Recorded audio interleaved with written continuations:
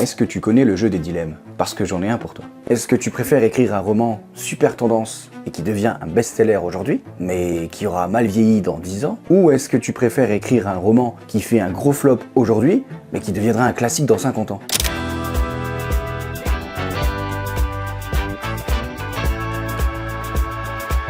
Bonjour, moi c'est Anthony de Write Control, et sur cette chaîne, je t'accompagne dans l'écriture de ton roman, depuis l'idée jusqu'au point final. Dans les dernières vidéos, on a parlé d'inspiration et des bases avant de se lancer dans l'écriture d'un roman. Aujourd'hui, on va aborder une question un petit peu plus stratégique, mais tout aussi intéressante. Est-ce qu'il faut écrire un roman à la mode ou intemporel? En réalité, derrière cette question, il y en a plusieurs. Est-ce qu'il faut suivre les tendances pour vendre? Est-ce qu'on doit respecter les codes d'un genre? Est-ce qu'un roman trop ancré dans son époque risque de devenir vite périmé? Et comment faire pour écrire quelque chose qui parle de la société actuelle sans rester enfermé dans le présent? Eh bien, c'est ce qu'on va voir ensemble.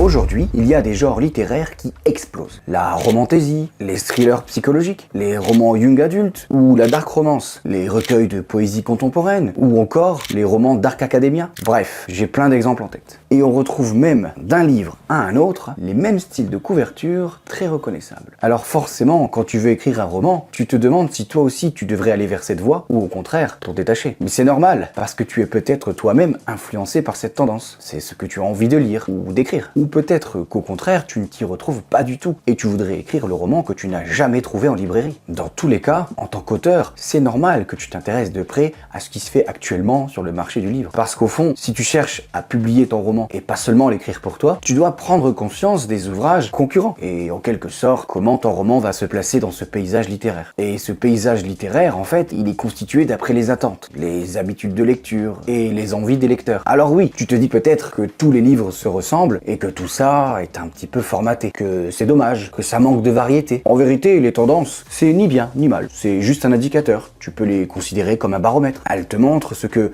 les lecteurs et lectrices recherchent à un moment donné. C'est un peu comme n'importe quel domaine, la mode, la déco, ou même les loisirs. Si tout le monde se met à aimer le velours côtelé, les couleurs pastel, la poterie, ou même le running, ce n'est pas seulement parce qu'un influenceur ou une influenceuse a commencé à le faire et que tout le monde a suivi bêtement. C'est surtout, et avant tout, parce que ça répond à un besoin actuel. On se met à aimer les couleurs parce qu'on en a marre des intérieurs trop blancs, trop gris ou trop beiges. On se met à faire de la poterie pour revenir à des activités manuelles parce qu'on en a marre de passer du temps devant les écrans. On veut revenir à du concret. Eh bien, pour la littérature, c'est tout pareil. Si maintenant on voit apparaître de nouveaux genres littéraires comme le cozy mystery, le cozy fantasy ou encore le solarpunk, un genre utopique, c'est parce qu'on a besoin de lire des choses positives et qui nous réconfortent, après avoir trop lu de romans dystopiques et de science-fiction assez sombres. Mais évidemment, c'est un cycle. Plus on voit quelque chose, plus on s'y intéresse. Et au bout d'un moment, quand on a fait le tour et qu'on l'a un peu trop vu partout, on en a marre. Ça devient vite démodé et on passe à une autre tendance. Par essence, les tendances sont instables. Elles apparaissent,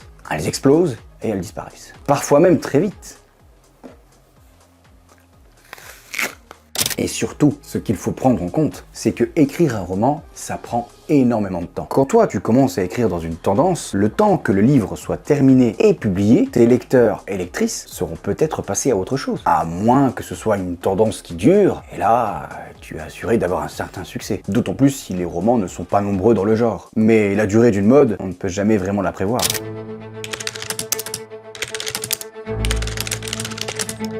Le vrai problème, ce n'est pas de suivre une tendance. Le problème, c'est de n'écrire que pour cette raison. Parce que dans ce cas-là, tu n'écris pas vraiment d'histoire. Tu reproduis un modèle qui marche. Une énième copie d'un best-seller, mais qui n'égalera jamais l'original. Quand un roman a été écrit parce que ça marche en ce moment, au lieu d'avoir été écrit parce qu'il y a vraiment quelque chose à dire. Et ça, les lecteurs le sentent très vite. Alors, faut-il essayer au contraire d'être précurseur? Eh bien là encore, il faut nuancer. Tu as peut-être déjà fantasmé de devenir cet auteur ou cette autrice visionnaire qui lance la prochaine tendance littéraire. Mais en réalité, ce n'est pas vraiment quelque chose qu'on peut décider. Ça a été le cas par exemple pour 50 nuances degrés de Erika Leonard James, qui a donné un nouveau souffle au genre de la romance et qui a démocratisé la romance érotique. Bien sûr, elle ne l'a pas fait exprès. D'ailleurs, à l'origine, son histoire était une fanfiction de Twilight. Ouh là là. Twilight, qu'elle avait écrit par plaisir, sans penser à la publier. Par la suite, elle a réécrit son histoire pour se détacher de l'univers Twilight et elle l'a publiée elle-même en auto-édition, parce que aucune maison d'édition n'en voulait. Mais comme le livre a étonnamment rencontré un succès fou, on a même vu apparaître de nouvelles maisons d'édition spécialisées dans ce type de roman pour surfer sur cette nouvelle vague. Et ça, personne ne pouvait le prévoir. Souvent, ces romans précurseurs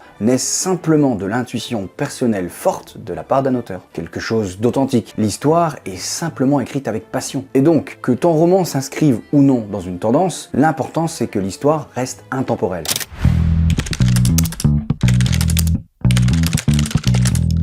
Quand on dit qu'un roman est intemporel, on imagine une œuvre qui flotterait hors du temps, sans époque précise, sans couleur particulière, presque abstraite en fait. Mais ce n'est pas ça. Un roman intemporel, c'est un roman qui, même ancré dans une époque, touche à quelque chose qui la dépasse. Les histoires qui durent sont tout de même ancrées dans un contexte social, culturel ou historique précis. Mais elles parlent aussi de tensions humaines qu'on reconnaît encore aujourd'hui. Le désir, l'ambition, la jalousie, la famille, ou encore même le rapport au pouvoir. Et c'est ça qui traverse le temps. Prenons Jane Austen par exemple. Son roman le plus connu, Orgueil et préjugés, a été publié en 1813. Ces romans restent très lus aujourd'hui. Pourtant, l'histoire reste très ancrée dans son époque. Le cadre social, les règles du mariage, les convenances, la place des femmes, tout ça, ce sont des éléments qui ne sont plus d'actualité aujourd'hui. Pourtant, ce qui continue à nous parler, eh bien, ce sont les dynamiques humaines, les rapports de pouvoir, de genre ou même de classe. Ce roman, il parle aussi des jugements trop rapides, des malentendus, de l'orgueil, de l'image sociale. Et ça, c'est pas du tout périmé. La leçon à retenir de tout ça, c'est que, à moins d'écrire de la littérature de l'imaginaire, tu ne peux pas gommer entièrement ton époque. Et tu n'as pas besoin de ça pour écrire une histoire intemporelle. Tu dois surtout parler, au fond, de choses qui resteront d'actualité quand les détails de l'époque, eux,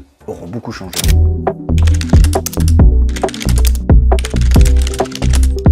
Un roman peut avoir un fond fort et malgré tout mal vieillir à cause de ce qu'on peut appeler les fameux marqueurs d'époque. Qu'est-ce que j'entends par là? Eh bien d'abord le langage. Certaines tournures de phrases ou expressions peuvent être très représentatives de leur époque. Si tout ton texte repose sur des façons de parler ultra contemporaines, il risque de se dater rapidement. Par exemple, imagine un roman avec beaucoup de dialogues en verlan. C'est déjà une façon de parler qui commence à être abandonnée par les jeunes, au profit d'autres expressions. Donc imagine dans 20 ans, tes lecteurs n'y comprendraient plus rien. Les allusions à des célébrités, à des émissions ou des séries télé, à des mèmes internet ou débats du moment. Tout ça peut donner une sensation de fraîcheur immédiate à la sortie du livre, mais aussi donner l'impression que dans quelques années, ton livre aura mal vieilli. Et puis, il y a la technologie. C'est probablement un des éléments qui date le plus vite un roman. Le rapport au téléphone, aux réseaux sociaux, aux applications, ou même aux objets du quotidien. En tant que lecteur, on n'imaginerait pas qu'un roman... Merde, ça a sonné.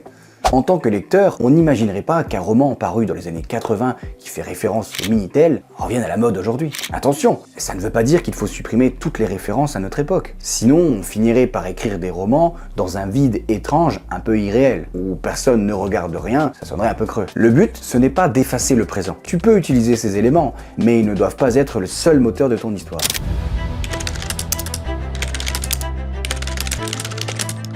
Donc concrètement, comment on fait? D'abord, demande-toi ce qui, dans ton projet d'écriture, relève de la surface et ce qui relève du fond. La surface, c'est ce décor visible, le genre littéraire, le ton, les codes de genre, certains aspects qui répondent à la tendance du moment. Le fond, lui, c'est le thème profond sur lequel ton roman offre une réflexion. Est-ce que certains éléments vont enrichir ton histoire ou au contraire risquent de la dater inutilement? D'ailleurs, lorsque tu as rédigé un chapitre, tu peux t'aider de l'assistant d'écriture sur Write Control en lui demandant de repérer dans ton texte des éléments qui pourraient être périmés plus tard. Des références culturelles, un vocabulaire trop actuel ou un usage technologique trop marqué. Et à l'inverse, il peut aussi t'aider à détecter des anachronismes si tu écris dans une autre époque. C'est subtil, mais très utile, parce qu'on n'arrive pas toujours à identifier soi-même ce qui est caractéristique de notre époque.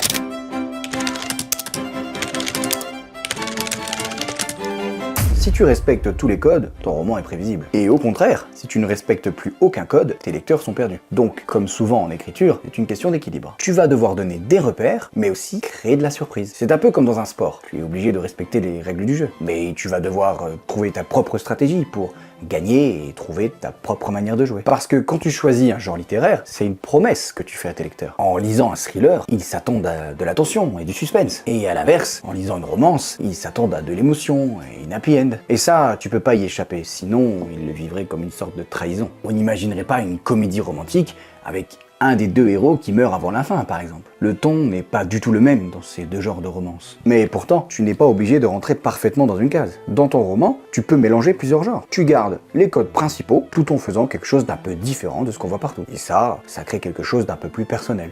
En conclusion, faut-il écrire un roman à la mode ou intemporel? Eh bien, je dirais plutôt n'essaye pas de choisir entre les deux, comme s'il fallait absolument sacrifier l'un pour avoir l'autre. Un bon roman peut être pleinement dans l'air du temps et pourtant durer. Il peut parler au lecteur d'aujourd'hui tout en touchant quelque chose qui sera encore vrai demain. En tout cas, si tu suis une tendance, fais-le parce que ça te parle et parce que ça convient à ce que tu souhaites transmettre. Ton écriture doit rester sincère et authentique. Mets-y de toi, sans volonté de plaire à tes lecteurs ou encore dans un but commercial. Et si tu veux écrire un roman durable, cherche surtout à écrire quelque chose d'humain, de précis, de vivant. Le mieux dans un langage simple et sans fioritures, à la manière de John Austen. C'est souvent comme ça qu'un livre traverse les années. Si cette vidéo t'a aidé, pense à t'abonner et dis-moi en commentaire, est-ce que ton idée de roman s'inscrit dans une tendance? Et si oui, qu'est-ce que tu essayes d'y apporter de différent? On se retrouve très vite pour de nouveaux conseils d'écriture. D'ici là, prends soin de toi et écris bien. Ciao! Sacrée tendance.